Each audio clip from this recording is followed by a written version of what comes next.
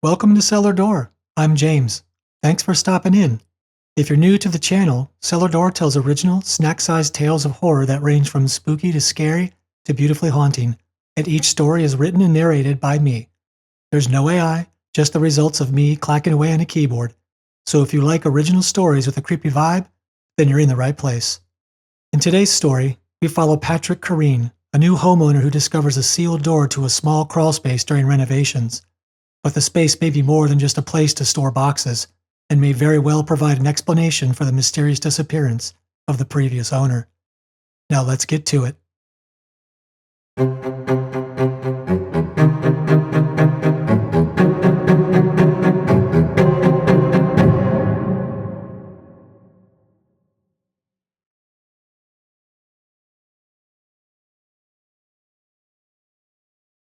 Patrick opened the door to his new home. He couldn't believe it. He was a homeowner. He still had trouble accepting that the home hadn't sold at auction, and that even after it had gone back into the MLS, it received little attention. One would have thought a place like this was a steal, and given ordinary circumstances, it probably was. He supposed the rumors that swirled around its availability may have had something to do with the lack of interest. He didn't imagine that too many people wanted to invest in a property where the former owner just up and disappeared under mysterious, or as some have suggested, nefarious circumstances. And then there were the stories of what people claimed to have seen. Tales of a shut-in who was only occasionally glimpsed and appeared diminutive and unnatural, until one day he was no longer there. Words like ghost and murder were regularly trotted out, along with the occasional use of abducted to explain what happened to the former resident. Patrick had no idea. All he knew was that, however events played out, it afforded him an opportunity he likely would never have had. It was an added benefit that he didn't spook easily either. The moving company finished offloading their truck with Patrick's stuff in the early afternoon, allowing him the evening to get a better sense of how everything would fit into this new space. He walked through the once empty rooms, now congested with boxes and furniture, and tried to visualize how he would situate everything. Since the kitchen would be the primary focal point, he decided to start there. He transferred dishes, pots, and pans to new locations in the cabinets and sorted cooking utensils and silverware in the drawers. He placed souvenir magnets and a magnetic alphabet set that his nephew had given him on the refrigerator door to add a degree of hominess. Then he found the bags of non-refrigerated groceries, moved to the pantry, and started organizing his food on the shelves. He turned to grab another bag after he emptied the previous one, but stopped in mid-turn when he caught sight of markings on the pantry door jamb. Patrick studied them, then smiled. They were height markers. He knelt and looked closer at them. The dates went back nearly 20 years as they charted the growth of a boy named Joshua. Patrick straightened. He knew that name. Joshua Turnstall, the previous owner, now considered missing, apparently inherited the home from his parents, and his life's journey had been recorded on this door jamb. Suddenly, the markings sparked sentimental feelings in Patrick that he had no cause to feel. He vowed to leave them untouched in his renovations as a tribute to the once-upon-a-time owner. He passed his eyes over the various dates as he started to stand when a peculiarity lowered him back to his knees. The dates were strange. Typically with height charts, one sees an ascending order, with earlier dates existing further down, each one preceding a later date that comes after it. But the markings Patrick examined didn't follow that pattern, at least not entirely. For a time, the dates displayed the standard growth pattern of a child well into their teenage years, with the tallest marker clocking in somewhere shy of 6 feet. While Patrick found it atypical to track a child's growth into adulthood, that wasn't what captured his attention. It was the dates themselves. The second tallest marking was labeled with the date March 8, 2001 in black ink, while just above it, in red ink, was another date. This one recorded on November 16, 2024. That was less than a year ago, and it got stranger. Patrick found more dates in red ink the further down he traced his finger, but each successive timestamp had an even more recent date the lower he looked. The final, most current date, located roughly 3 feet off the floor, appeared to be from just over 3 months ago. Patrick stood. Had Joshua been in the house as recently as 3 months ago? By all accounts, he was single and had no children. So whose height had he been recording? And where was this person?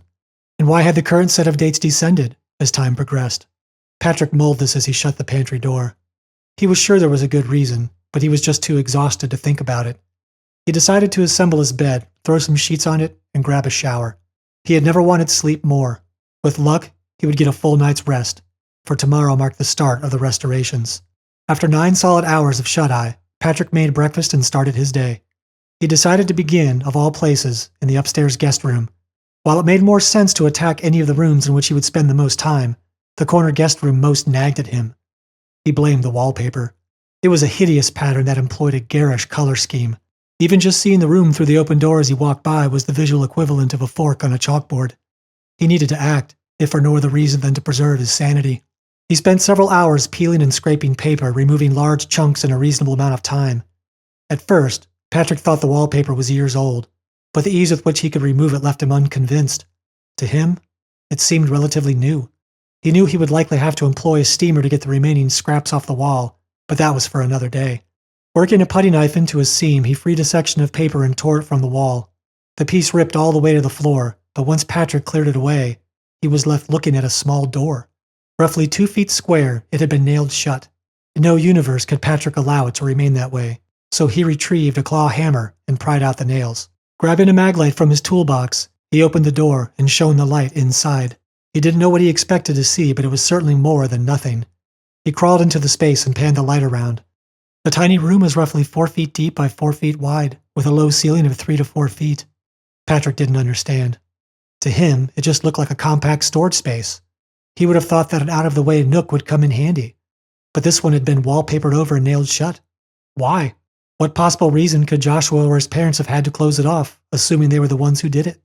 Patrick only briefly mulled this over when his maglite suddenly died. No sooner had the light gone out than he felt dizzy, the sensation accompanied by a heaviness, as if he were being compressed. He pushed himself out of the space and caught his breath. He had never considered himself claustrophobic, but he had never been in a position to find out before. Apparently, confined spaces disagreed with him. Exhaling a powerful breath, he collected his tools and ready to resume work on the wallpaper, nudging the closet door closed with his foot. He wouldn't notice for several minutes that his flashlight turned back on. Patrick woke the next day to an all-over body ache that made him reevaluate whether he should even get out of bed. He knew he had used muscles that rarely saw action when he peeled off the wallpaper of an entire room, but he hadn't anticipated such profound soreness. Mustering the will, he forced himself to grab a shower and get breakfast, popping a pair of Tylenol in between. He had a lot to do. He decided to pause renovations in the guest room until he could find a steamer and to focus instead on the master bedroom. He had no plans to repaint the walls or redo the floor, so it was only a matter of reorganizing and finding homes for everything. He unpacked boxes through gritted teeth, the acetaminophen doing little to ease his pain. He placed furniture exactly where he wanted it, unpacked his clothes and miscellaneous odds and ends, and committed to putting everything away. He had just started hanging his dress shirts in the closet when a crash from the hallway stopped him cold. Patrick froze, then crept to the bedroom door, calling out, "Hello?" as if he expected an actual response. He stepped into the hallway and passed his eyes down the hall toward the stairs. As expected, he saw no one. Shaking his head, he had just started back into the bedroom when he noticed a container of thumbtacks lying on the floor beside 2 stacked boxes at the end of the hall. He remembered setting the thumbtacks on top of the boxes the day before and was fairly certain he hadn't placed them in such a way that they could fall. So how had they? Patrick walked over and picked up the thumbtacks, peeking over the railing onto the stairs. Content that no one was in the house except him, he returned to organizing the bedroom. As the week marched on, Patrick encountered other odd, inexplicable occurrences that made him reevaluate buying the house. One morning, he discovered several kitchen cabinet doors open. The following evening, a half-eaten piece of cake that he had left from lunch and planned to dispose of was missing. 2 days later, he found the wrapper to a package of crackers he couldn't remember eating. Everything pointed to a rodent or other animal loose in the house, something that was in no way apparent during the walkthrough or disclosed or discovered during the home inspection. But his experiences with the mystery pest were nothing compared to how he felt. His body continued to ache, as if the bones themselves were going through a growth spurt, and over-the-counter medications didn't help. More than the pain, though, was his interactions with the house. Top shelves in the kitchen and in closets seemed farther away. Climbing the stairs took more effort. His clothes even began to feel looser. Patrick knew he was exerting himself in ways his body wasn't used to, but he hadn't expected to become so affected by all of his efforts. He told himself that in a few days, after he acclimated to so much physical activity, he would start to feel better. He was wrong. Several days later, after he unpacked the bathroom scale, he decided to weigh himself. He had lost 23 pounds. For someone with a weight problem, that amount would have been notable. For Patrick, it was substantial. He barely weighed 180 pounds when he moved in. Now, less than 2 weeks later, he had shed 23 of them. His bones continued to protest with every movement, the feeling like glass shards poking him from inside. And where there had been a question before, it was now unequivocal. His clothes were bigger. Everything from his shirts and pants to his underwear and shoes felt considerably larger by an easy size. He had no idea what was happening. It felt like a hallucinogenic dream. Trudging out of his bedroom, Patrick passed by the guest room. He cast a cursory glance into the room, then stumbled to a stop at the sight of something inside. Crossing the room, he dropped down in front of the small door, which now had a red X drawn on it toward the bottom. A red Sharpie pen, which Patrick had thought he misplaced, lay in front of it. He picked up the pen, his mind swirling with theories and far-fetched hypotheses. He looked at the door and the X that, in no uncertain terms, directed him to stay out. He fingered the fabric of the t-shirt he wore, the favorite shirt that once fit snugly against his body but now hung loosely off his frame. His eyes swelled with realization and fear. Charging downstairs, Patrick pulled open the pantry door and pressed his back flat against the door jamb. He popped off the lid to the pen and laid it flat against his head, marking his height on the wood. He regarded it and inhaled a deep breath to help him calm his fluttering heart. What he was thinking was absurd, insane, impossible. Closing the door, Patrick climbed the stairs with effort back to his room. It seemed like a good idea to call it an early night. The next morning he felt rejuvenated, clear-headed. His mind had raced with wild ideas, which he attributed to the considerable project he had undertaken with the house. He was delirious from driving himself too hard. He promised himself to slow down. Plodding downstairs, Patrick made a beeline for the coffee maker, but his eyes flitted to the pantry door. He had to know.